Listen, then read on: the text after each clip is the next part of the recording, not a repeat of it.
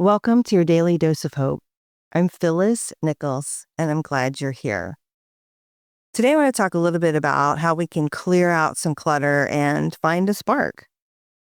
Order isn't perfection, but it does give us permission to breathe. So every time we can clear a surface or a storyline or make things a little bit simpler, we lower the noise and we raise our capacity for hope. We can have a lot less of, oh, where did I put that? Or searching around for things that we can't get our hands on, and more of, I can do this and I'm ready to move forward. There's a couple of things that you can do if you're in the space where clearing clutter might be helpful. One is there's some physical and some other ways to do this too, right? Number one, just to tidy up surfaces, even if it's just one area of your desk or the desk itself or your nightstand or car cup holder, whatever, just sometimes just tossing it, cleaning it, wiping it off and clearing it out is a reset. We can also do this with our laptops or phones, archive a bunch of emails, mute a chat, delete some photos that you don't need anymore. Removing those things that take attention makes a difference. And there's another thing we can do. I like this trick sometimes, especially for those of us who can get really caught up in our thoughts or really kind of mull things over for a long time. Just take a little break and list down 4 or 5 things that are really bugging you and pick the one that's bothering you the most or the one that feels the most important to you.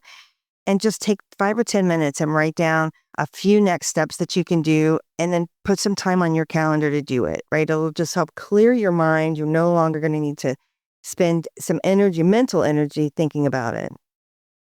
We know for sure that progress beats perfection.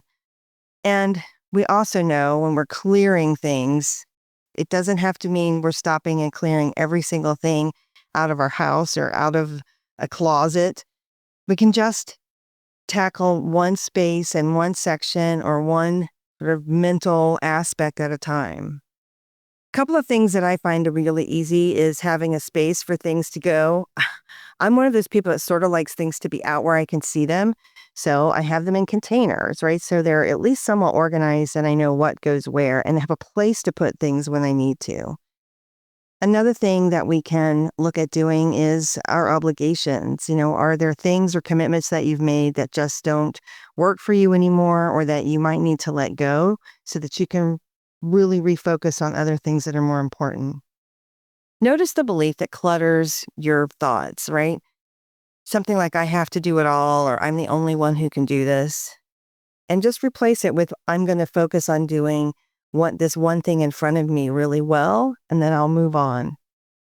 When you can clear what weighs you down, whether it's on your desk or on your phone or your laptop or in your brain, it provides order, and order makes room for hope, and hope gives you the ability to move forward. This podcast is part of the Sound Advice FM network. Sound Advice FM, women's voices amplified.